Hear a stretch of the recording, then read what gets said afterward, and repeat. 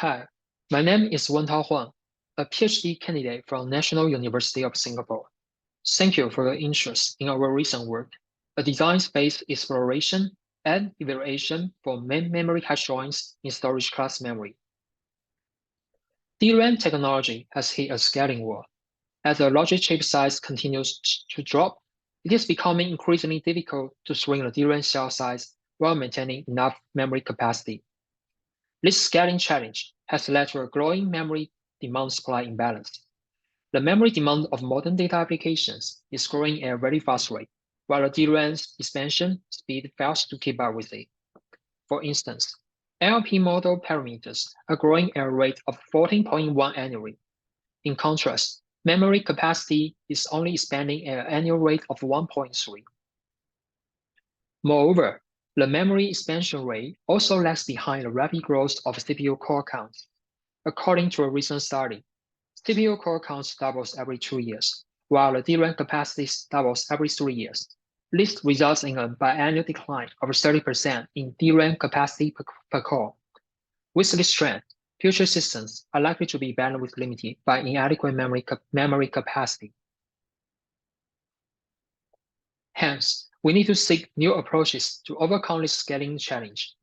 Fundamentally, there are two main approaches. First, we continue to seek manufacturing advancement to scale down DRAM, which is extremely difficult. Second, we seek alternative novel memories as a replacement for DRAM, so that we can avoid hitting the DRAM scaling wall in future computing systems. Storage class memory, or non-volatile memory, is the emerging memory technology that primarily targets breaking this wall. Unlike DRAM, it has strong scaling ability. While DRAM finds it hard to scale to sub-20 nanometers, SCM can be easily scaled to sub-2 nanometers. Moreover, SCMs offer substantial memory capacity at a cost-effective price, which effectively addresses the memory requirement of data center applications. Besides this, it also presents other compelling attributes, including DRAM level access speed, fast addressability, and data persistence. Owing to these appealing characteristics, the industry has defined a few standards for deploying SCM, among which NVDP is the most widely acknowledged standard for future SCMs. We thus seek to drill into a deeper understanding of NVDP SCMs in this study. Intel obtained DCP-MM is a representative product of NVDP. Here, we take it as an example to emphasize 5 essential primitives of NVDP that distinguish SCM from DRAM. These primitives also have a significant impact on our subsequent experimental analysis. The first primitive is the access granularity mismatch. While CPU communicates with NVDP at 64 byte granularity, the internal SCM granularity is 256 byte. Thus, any small size access are likely to trigger read or write amplification. Second, the DIN equips an on-DIN controller and a limited on-DIN buffer, which supports on-DIN buffering and also SCM internal prefetching.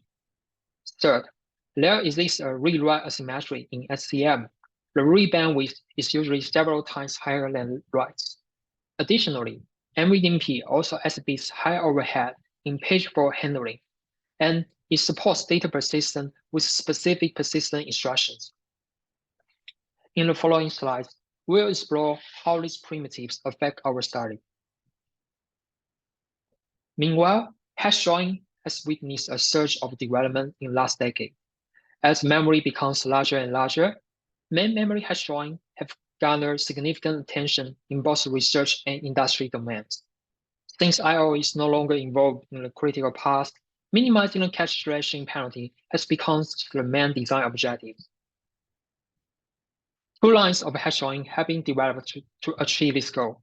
The first one is called the non-partitioned hash join, which simply consists of a build phase and a probe phase. It claims that modern processors are very powerful, and their compelling attributes like out-of-order execution and simultaneous multi-threading can effectively mitigate the cache miss penalty. Another line of works is partition test drawing. It contains a partition phase and a join phase. The preparatory partition phase divides the relations into cache size subrelations. The join phase can therefore be executed within this cache, which reduces the excessive cache miss overhead. In the context of DRAM, whether PHJ or NPHJ is the preferred solution has been a hot debate topic. While the past decade has not drawn a final conclusion in this fierce debate, we noticed that there lacks a study of this discussion in the context of SCM. Only one study published last year examined this matter. However, they mainly compared the drawing performance between DRAM and SCM without paying attention to tune the drawings accordingly for the aforementioned NVDP primitives. Their finding that NPHJ is superior over PHJ is therefore not sufficiently conclusive. We thus seek to revisit the hash drawing problem and perform a more rigorous experimental study in SCM. And we maintain that PHJ is generally a better solution than NPHJ. In this study, we aim to assess the actual performance of PHJ and NPHJ in a real SCM environment comprehensively. We conduct experiments with obtained DCP-MM by configuring it to DRAM mode and evaluate all drawing algorithms with pure SCM-based implementations. To be more specific, we first perform a design space exploration for implementation of PHJ and NPHJ with a particular focus on SCM conscious tuning. We investigate different hashing schemes and partitioning strategy, which leads to 23 drawing implementation variants.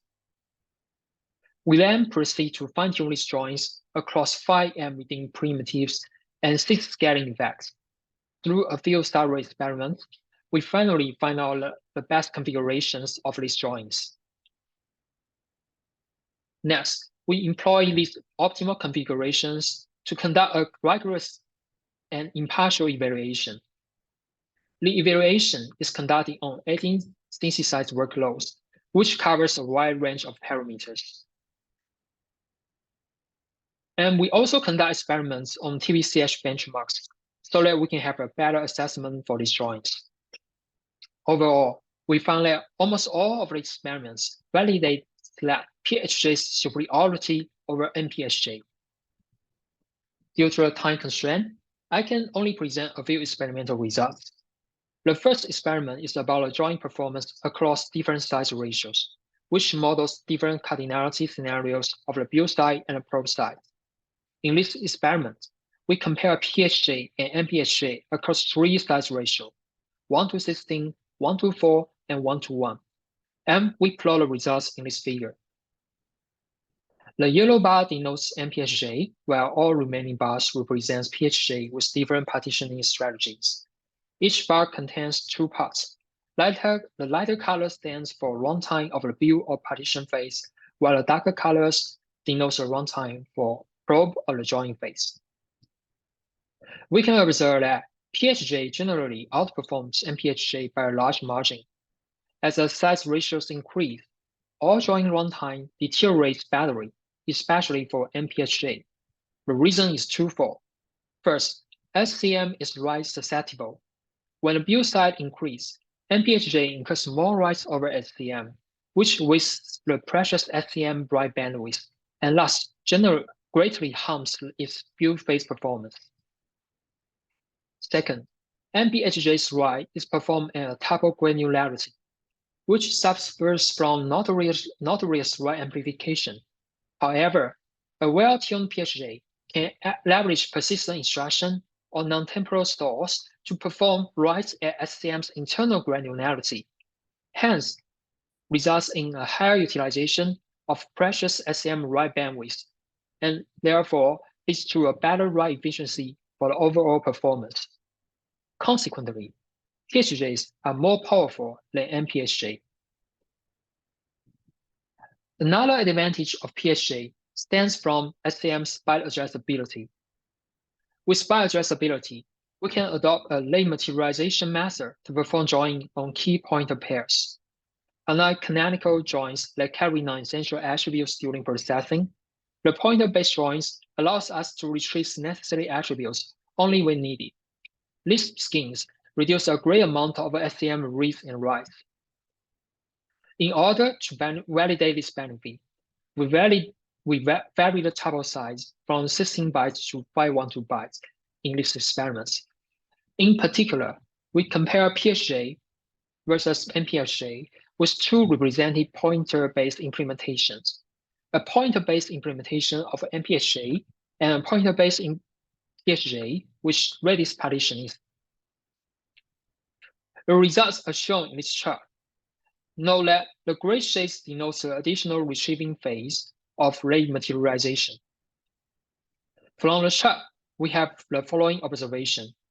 First, PHJ beats NPHJ with small payloads, but loses to NPHJ with large payloads. This is because large payloads raises the partitioning overhead, and the join weight gains will soon be reduced. Second, pointer-based implementation performs poorly with small-sized payloads. However, they outperform others with larger payloads, especially for pointer-based PHJ, which dominates from 1 to 8 bytes payloads and onwards.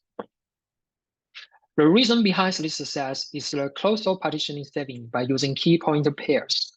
The savings become more and more pronounced when payloads get larger and larger, which renders a broader winning margin for pointer-based join. Third, pointer-based NPHJ's retrieving times keeps growing with increasing payload size, while pointer-based PHJ's retrieving time remains almost constant across all sizes. This is because that pointer-based NPHJ stores the intermediate join results randomly. The increasing payload size raises the amount of random reads, impacting the retrieval performance. The pointer-based PHJ, however, stores the intermediate join result partition-wise. If a tuple is joined multiple times, it will only be called when retrieving its respective partition. Moreover, as long as a partition is well cache-sized, the tuple will reside in cache all the time until another partition retrieval starts. Thus, excessive cache misses can be eliminated in the retrieving phase. Overall, PHJs or their pointer-based implementation are better solution for various payload size.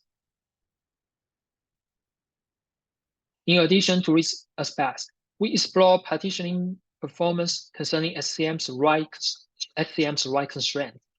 We discover that a specific level of parallelism limitation or bandwidth regulation can effectively enhance the partitioning performance. Furthermore, we delve into a long overlooked partitioning scheme, asymmetric partitioning. We unveil that due to the rewrite asymmetry in SCM, a PHJ employing asymmetric partitioning can find practical utility in certain scenarios. To sum up, we conclude that PHJ is generally the better solution in SCM, and a performant PHJ should be tuned consciously, not only against the workload, but also against the underlying hardware primitives. Moreover, we find that the rewrite asymmetry of SCM suggests that bandwidth regulation in implementing SCM-based joins. And this practice can also be applied in other SCM technology as well as the emerging CSL memory. We present additional experiments and analysis in our full technical report, and we open source our codes in GitHub for better reproducibility. Thank you for listening to this talk.